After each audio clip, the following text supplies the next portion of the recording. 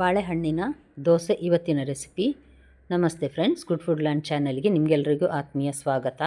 ತುಂಬ ರುಚಿಯಾಗಿ ಸಾಫ್ಟಾಗಿರ್ತದೆ ಈ ದೋಸೆ.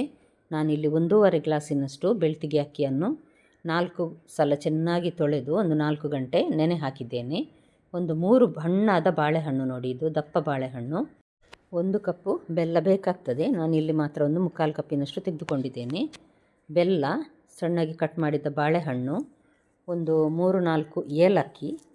ನೀವಿನ್ನೂ ನನ್ನ ಚಾನಲ್ ಗುಡ್ ಫುಡ್ ಲ್ಯಾಂಡನ್ನು ಸಬ್ಸ್ಕ್ರೈಬ್ ಮಾಡಿಲ್ಲ ಅಂದರೆ ದಯವಿಟ್ಟು ಸಬ್ಸ್ಕ್ರೈಬ್ ಮಾಡಿ, ಹಾಗೂ ನಿಮ್ಗೆ ಇಷ್ಟ ಆದರೆ ಲೈಕ್ ಬಟನನ್ನು ಪ್ರೆಸ್ ಮಾಡಿ ಮತ್ತು ಫ್ಯಾಮಿಲಿ ಫ್ರೆಂಡ್ಸ್ಗೆ ಶೇರ್ ಮಾಡೋದನ್ನು ಖಂಡಿತ ಮರಿಬೇಡಿ. ನೋಡಿ, ನಾನಿಲ್ಲಿ ಏಲಕ್ಕಿಯನ್ನು ಬಿಡಿಸಿ ಹಾಕ್ತಾ ಇದ್ದೇನೆ. ನೀರು ಹಾಕುವ ಅಗತ್ಯ ಇಲ್ಲ, ಇದನ್ನು ಹಾಗೆಯೇ ಗ್ರೈಂಡ್ ಮಾಡ್ತಾ ಇದ್ದೇನೆ. ನೋಡಿ, ನುಣ್ಣಗೆ ಗ್ರೈಂಡ್ ಮಾಡಿ ತಂದಿದ್ದೇನೆ ನಾನೀಗ. ಇದನ್ನು ನಾನೀಗ ಒಂದು ಕಬ್ಬಿಣದ ಬಾಣಲೆಯಲ್ಲಿ ಹಾಕ್ತೇನೆ, ಅಥವಾ ನಾನ್ ಸ್ಟಿಕ್ ಪ್ಯಾನಲ್ಲಿ ಸಾಕ್ತದೆ. ಇದನ್ನು ನಾವು ಸ್ವಲ್ಪ ಬಿಸಿ ಮಾಡಬೇಕು. ಈ ರೀತಿ ಬಾಳೆಹಣ್ಣಿನ ಪೇಸ್ಟನ್ನು ಬಿಸಿ ಮಾಡಿ ಹಾಕೋದ್ರಿಂದ ದೋಸೆಗೆ ಇನ್ನಷ್ಟು ಟೇಸ್ಟ್ ಕೊಡ್ತದೆ ಅದಕ್ಕೋಸ್ಕರ ನಾನು ಇದನ್ನು ಚೆನ್ನಾಗಿ ಬಿಸಿ ಮಾಡಿ ಈಗ ಮಾಡ್ತಾ ಇದ್ದೇನೆ. ಅಂದರೆ ಈಗ ಸ್ವಲ್ಪ ದಪ್ಪ ಆಗಬೇಕು ಅಷ್ಟೇ ಅಲ್ಲ, ಬಾಳೆಹಣ್ಣು ಚೆನ್ನಾಗಿ ಬೆಂದಿರಬೇಕು. ಅದಕ್ಕೋಸ್ಕರ ಸಾಧಾರಣ ಒಂದು ಮೆಲ್ಲ ಉರಿಯಲ್ಲಿ ನಾನೊಂದು 6-7 ನಿಮಿಷ ಇದನ್ನು ಈ ರೀತಿ ಬಿಸಿ ಮಾಡಿದ್ದೇನೆ. ನೋಡಿ, ಈಗ ಸ್ವಲ್ಪ ಬಿಸಿ ಆಗ್ತಾ ಇದೆ, ಸ್ವಲ್ಪ ಗಟ್ಟಿಯಾಗಬೇಕು, ಅಲ್ಲಿವರೆಗೆ ನಾನು ಇದನ್ನು ಬಿಸಿ ಮಾಡ್ತೇನೆ.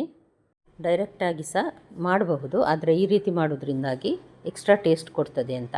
ನೋಡಿ, ಅಕ್ಕಿ ಚೆನ್ನಾಗಿ ನೆಂದಿದೆ ಇದನ್ನೀಗ ನಾನು ಮಿಕ್ಸಿ ಜಾರಿಗೆ ಹಾಕ್ತಾ ಇದ್ದೇನೆ. ಅಕ್ಕಿ ಮುಳುಗುವಷ್ಟು ನೀರು ಹಾಕಿ ಈಗ ಮಿಕ್ಸಿಯಲ್ಲಿ ನಾನು ಇದನ್ನು ನುಣ್ಣಗೆ ರುಬ್ಬಿ ತರ್ತೇನೆ. ಒಂದು ಸಣ್ಣಗೆ ರವೆ ಎಷ್ಟಾದರೂ ನಡೀತದೆ, ಅಂದರೆ ಚಿರೋಟಿ ರವೆ ಇರ್ತದೆ ನೋಡಿ, ಆ ರೀತಿ. ರುಚಿಗೆ ತಕ್ಕಷ್ಟು ಉಪ್ಪು, ದೊಡ್ಡ ತೆಂಗಿನಕಾಯಿಯ ಅರ್ಧ ಭಾಗ, ಅಂದರೆ ಸಾಧಾರಣ ಒಂದು 2 ಕಪ್ಪಿನಷ್ಟು ತೆಂಗಿನ ತುರಿ ಇದೆ ಇದರಲ್ಲಿ. ಮತ್ತು ಮುಳುಗುವಷ್ಟು ನೀರು ಹಾಕಿದ್ದನ್ನು ರುಬ್ಬಿ ತಂದಿದ್ದೇನೆ ನೋಡಿ. ಇದನ್ನೊಂದು ಅಗಲ ಪಾತ್ರೆಗೆ ನಾನು ಹಾಕ್ತಾ ಇದ್ದೇನೆ, ಫರ್ಮೆಂಟ್ ಆಗಲಿಕ್ಕೆ ಅಂತ ಇಡ್ಲಿಕ್ಕೆ ಉಂಟಿದನ್ನು. ಇದು ಡೈರೆಕ್ಟಾಗಿ ಮಾಡುವ ಇನ್ಸ್ಟೆಂಟ್ ದೋಸೆ ಅಲ್ಲ, ಹಾಗಾಗಿ ಈಗ ನೋಡಿ ಬೇಯಿಸಿದ ಈ ಬಾಳೆಹಣ್ಣಿನ ಪೇಸ್ಟನ್ನು ಈಗ ನಾನು ಹಾಕ್ತಾ ಇದ್ದೇನೆ. ಹಾಕಿದ ನಂತರ ಇದನ್ನೊಂದು ಸಲ ಚೆನ್ನಾಗಿ ಮಿಕ್ಸ್ ಮಾಡಬೇಕು. ಬಾಳೆಹಣ್ಣಿನ ದಪ್ಪ ಪೇಸ್ಟ್ ನೋಡಿ, ಅದು ಚೆನ್ನಾಗಿ ಮಿಕ್ಸ್ ಆಗಬೇಕು.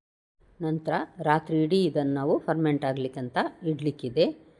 ಹಣ್ಣಾದ ಬಾಳೆಹಣ್ಣು ಮಾಡಿ ಬೇರೆ ಬೇರೆ ರೀತಿಯ ತಿನಿಸುಗಳನ್ನು ಮಾಡ್ತೇವೆ ನಾವು. ಅದರಲ್ಲಿ ಇದು ಸ್ವಲ್ಪ ಡಿಫ್ರೆಂಟ್ ಆಗಿದೆ, ಹಾಗಾಗಿ ನಿಮಗೆ ತೋರಿಸ್ತಾ ಇದ್ದೇನೆ ನಾನು.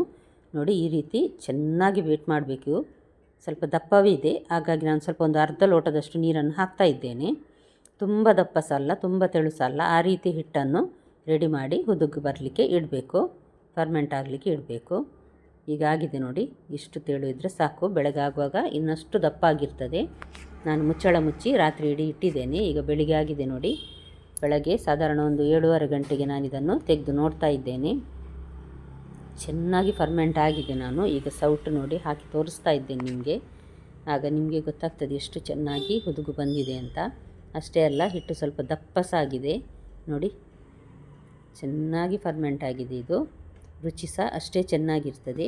ಇದಕ್ಕೆ ಸ್ವಲ್ಪ ಒಂದು 2 ಚಿಟಿಕೆಯಷ್ಟು ನಾನಿಲ್ಲಿ ಅರಸಿನ ಪುಡಿ ಹಾಕ್ತಾ ಇದ್ದೇನೆ. ಅರಸಿನ ಪುಡಿ ಹಾಕಿದರೆ ಸ್ವಲ್ಪ ಬಣ್ಣ ಚೆನ್ನಾಗಿ ಬರ್ತದೆ, ಅದಕ್ಕೋಸ್ಕರ.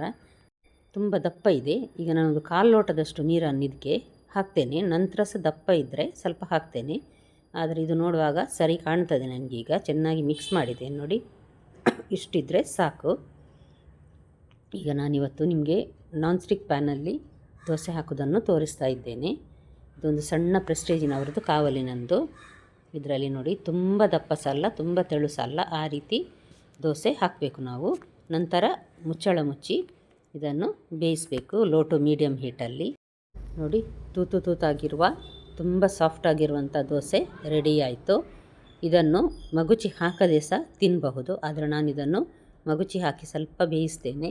ಸ್ವಲ್ಪ ಕೆಂಪು ಬಣ್ಣ ಬಂದರೆ ಚೆನ್ನಾಗಿರ್ತದೆ, ನೋಡಲಿಕ್ಕೆ ಸಹ ತಿನ್ನಲಿಕ್ಕೆ ಸಹ ರುಚಿಯಾಗ್ತದೆ.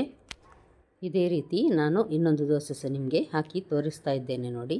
ತೆಳುವಾಗಿ ಈ ದೋಸೆಯನ್ನು ಮಾಡಲಿಕ್ಕಾಗೋದಿಲ್ವ, ಸೆಟ್ ದೋಸೆ ಥರ ಮಾಡಬೇಕಾಗ್ತದೆ.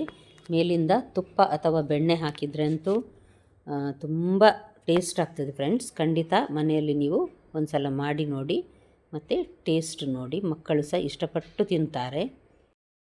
ಬೆಲ್ಲ ಹಾಕಿ ಮಾಡಿದರೆ ಸ್ವಲ್ಪ ಸಿಹಿ ಟೇಸ್ಟ್ ಇರ್ತದೆ ಅಂತ ಬೆಲ್ಲ ಹಾಕದೆ ಸಹ ಮಾಡಬಹುದು. ಸರಿ, ಹಾಗಾದರೆ ನಾಳೆ ನಿಮ್ಮ ಮನೆಯಲ್ಲಿ ಈ ರೆಸಿಪಿಯನ್ನು ಖಂಡಿತ ಟ್ರೈ ಮಾಡ್ತೀರಿ ಅಂತ ನಾನು ತಿಳ್ಕೊಳ್ತೇನೆ.